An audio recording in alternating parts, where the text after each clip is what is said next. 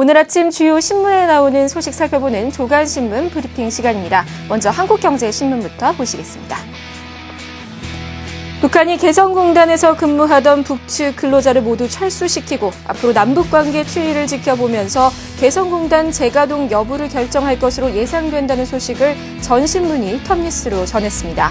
개성공단은 본격 가동 9년 만에 처음으로 존폐의 갈림길에 서는 최대 위기를 맞게 됐습니다.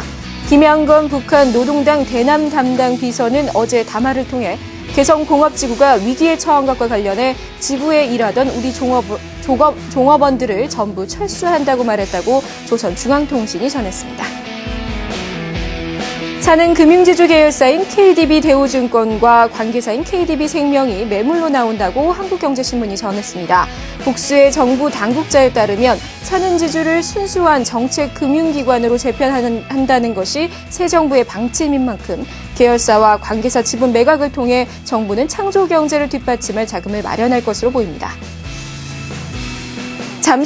잠실지구의 최대 재건축 예정 단지인 잠실주공 5단지가 최고 50층 높이의 스카이라인으로 새롭게 태어날 전망입니다. 박원순 서울시장의 한강변 관리 방향을 처음 적용한 재건축 단지로 신축 아파트만 5천 가구 이상의 미니 신도시여서 관심이 쏠리고 있습니다. 다음은 조선일보입니다.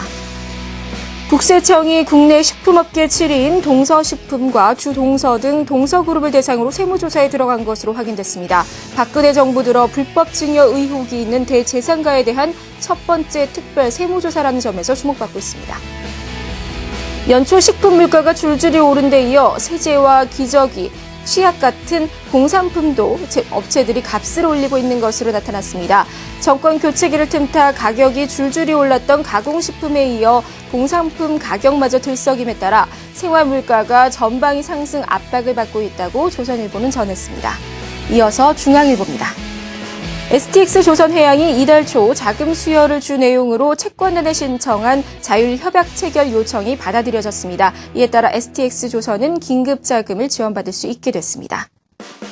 한솔그룹이 올 9월 지주회사 체제로 전환합니다. 한솔재지와 한솔CSN은 두 회사를 각각 투자회사와 사업회사로 분할한 뒤 투자회사를 서로 합쳐 지주회사인 한솔홀딩스를 오는 9월 출범시키기로 결의했습니다. 끝으로 동아일보입니다. 코레일 주도로 추진하던 정상화 방안이 사업 주체들 간의 이견으로 무산되면서 서울 용산 국제업무지구 개발 사업이 결국 청산 절차를 밟게 됐습니다. 사업비만 31조 원으로 단군 이래 최대 개발로 불린 이 사업이 공중분해되면 지금까지 투입된 경비 1조 원이 허공으로 날아가고 수조 원대 소송이 이어질 것으로 전망됩니다. 노예계약 논란을 빚고 있는 편의점의 24시간 영업 강제 조항에 대해 정부가 개선 방안을 마련하기로 했습니다. 공정거래위원회 당국자는 유흥가가 아닌 한적한 주택가까지 편의점의 24시간 영업을 의무화하는 현재의 계약 관행에 문제가 없는지 살펴보고 있다며 심야 시간에 매출이 급감하는 지역은 가맹점과 본부가 별도로 기준을 정해 영업시간을 단축할 수 있게 하는 방안을 검토 중이라고 말했습니다.